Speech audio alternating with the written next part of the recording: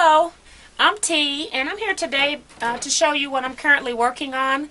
I'm actually working on a churn dash block, and I'm actually going to use it as a border on a Friends Round Robin quilt. The center of the quilt has machine embroidered flowers in the center.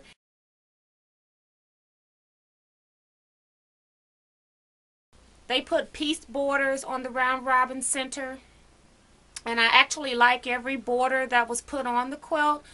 But what I felt like was that since no one used floral fabrics and or no one put anything of a floral nature onto the quilt, I felt like the border the center kind of got forgotten as the quilt was being made. And so I've decided to finish off the quilt with churn dash block. And in the block, I actually have a floral design in the center. And this block finishes at 6-inch finished size, which means it's 6.5 inches unfinished. And so I want to show you how I'm making this block, and we'll talk a little bit about how to machine embroider for piece blocks.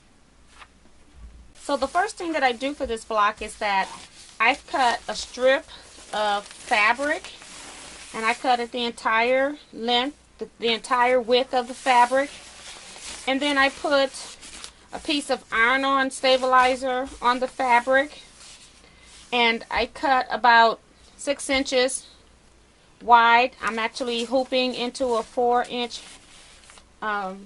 embroidery frame. And so what I do is I hoop it so that I have enough room to cut out my finished block size when I'm done. And then this way I can actually save fabric because I'm actually embroidering off of a strip instead of cutting one piece of fabric that's bigger than this hoop by at least a 1/2 inch all the way around. So I'm actually saving material in between this section here. So that's what I'm currently working on. And also on the embroidery design, I'm very sorry to say that I have a computer crash, and my software program lost its history, so I'm not sure where this design actually came from, because it took me about an hour to search for the right design for this block, and so I can't find it again right now.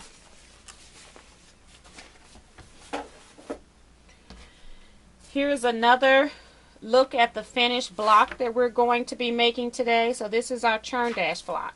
So once I embroider my block, I go ahead and I cut it to the finished size that I want. And for this, I'm cutting my centers 3 1/2 inch.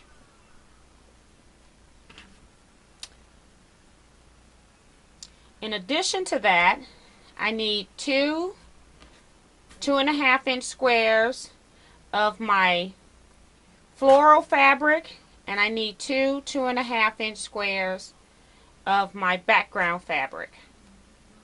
I also need 4 each of floral and background fabric,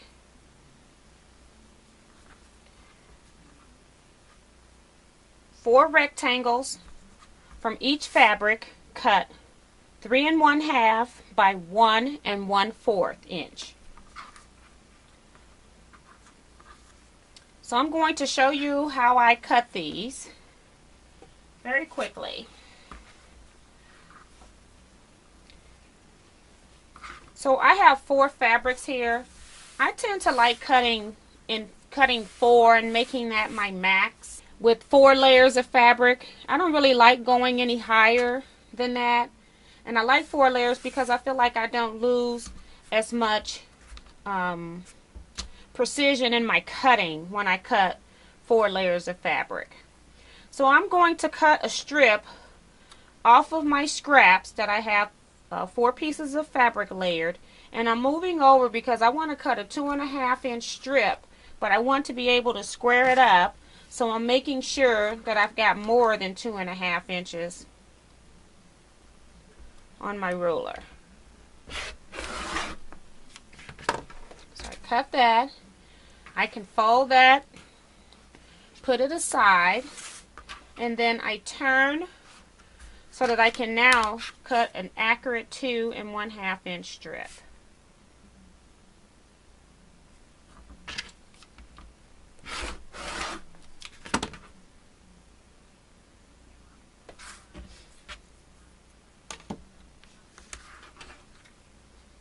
Okay, so now I want to cut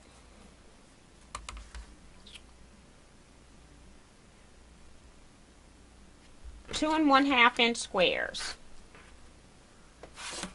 So I've just squared up the end. Oh guys, I forgot to tell you, I'm also left-handed, so you would of course be cutting from the opposite direction. I forgot about that. Okay, so here is 2 1/2 inch square. So I need 2 of them. So I'm going to go ahead and cut this again for my 2 1/2 inch squares. And remember, I actually got 4 layers of fabric, so I'm actually cutting 4 blocks at a time. And in my quilt, I'm actually making each block using a different fabric. So now what I want to cut, I need 8 of these rectangles cut from the background as well as from the print. So what I do is I cut a 3 1/2 inch piece off of the strip. I can put that aside, and then I turn it because this is cut 2 1/2 inches wide. I need 1 1/4, so all I have to do is just cut that in half.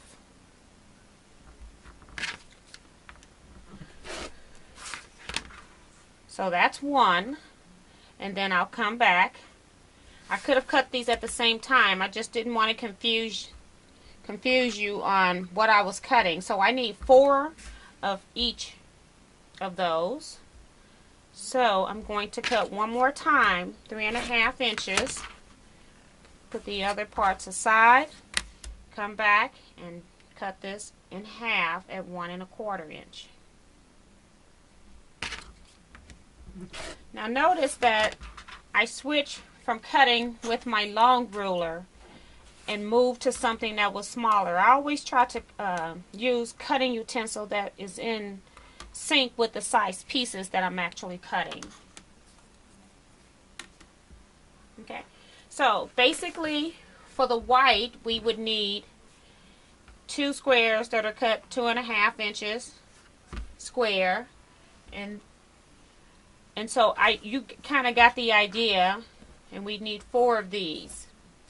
So I'm not going to cut these, but you'd follow the same pattern of cutting a 2 1/2 inch strip and then cutting your pieces from the 2 1/2 inch strip. Okay, so now that we got our pieces,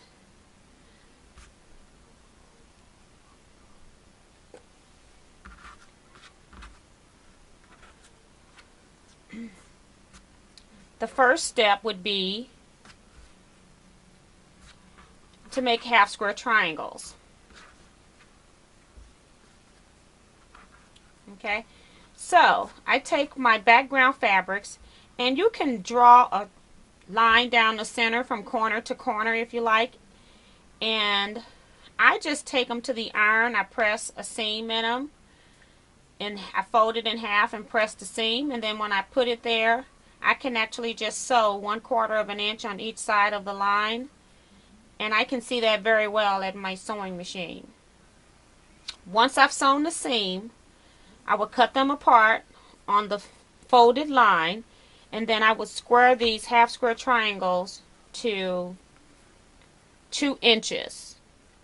So after we've squared up our half square triangles, our next task is to put right sides together for our rectangles,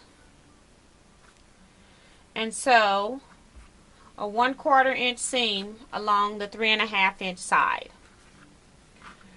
Now everything that I am doing in these blocks, because they're so tiny, I like to press my seams open because I feel like it makes the block lay flatter in the quilt. I don't have anything to actually match up in this quilt, but I still like to press my seams open.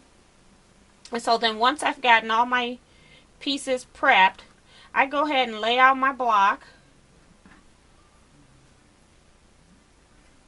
so that I know how it will look. I make sure I orientate my flower the correct direction, even though you can turn the block afterwards and change the orientation if you want. But I just lay my block out, all my pieces, make sure everything's going in the correct direction. And then I take and flip column number 2 over on column number 1. And then I go and I chain stitch. I start with the top. I stitch a few stitches in between, sew the next piece, stitch a few stitches in between, and then add the pieces. And then once those pieces are sewn together, I go back. So we're going to imagine that these are sewn. Then I'd go back and add the third pieces onto the block. So I'm just going to sit these aside and show you what it would look like. So this is a block that I've already sewn where I've done some chain piecing. And then I'll show you the back. All the seams have been pressed open. Okay. So then I just continue on and I'll go ahead and sew the seams for the rows, and I put a pin on either side.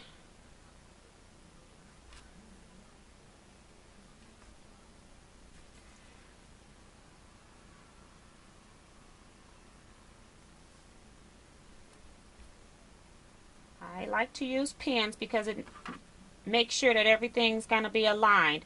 And what I do is I stitch 1/4 inch and I stop about a stitch or two before the pin, and then I pull the pin out, but I make sure that I'm past the seam allowance. That way, the seam line here. That way I know that my pieces are matching up, and I should have pretty perfect blocks when they come out. So again, this is the finished block here. It's the churn dash block, and I actually have 9 blocks on my design wall that I'll show you right now. Here are the 9 blocks that I've already pieced that are on the design wall, and I'm really happy with how they're coming out. I now regret that I did not do reverse blocks as far as making the block face left and right, so that I could have made them alternate as I go around the quilt, but that's okay. I'm going to keep going, and I think it's going to be really pretty on the quilt. Brown rabbin on my wall. You can see the center embroidered flowers. And then, like I said, I really love the borders put on the quilt. It kind of gives it a contemporary but modern kind of feel to the quilt. And so everybody kind of kept it a little spacey with their border, so I didn't want to just do a piece border without some kind of white in it. So I really like the churn dash blocks. I may end up putting some kind of spacers maybe in between a few of them here and there. I'm not really sure yet, so I'm still deciding on that, but you can get a feel for how the quilt will look. That's it for now. Bye bye everybody.